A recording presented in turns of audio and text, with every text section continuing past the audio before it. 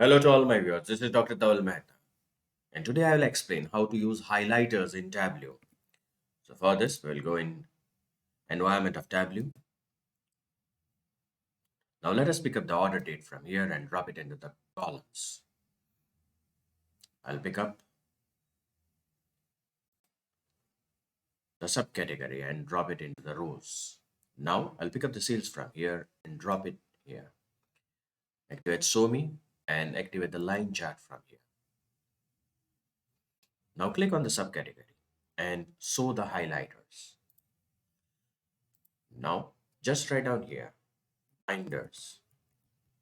So you can see it will activate the binders. Suppose if I activate appliances, so the appliances will be activated.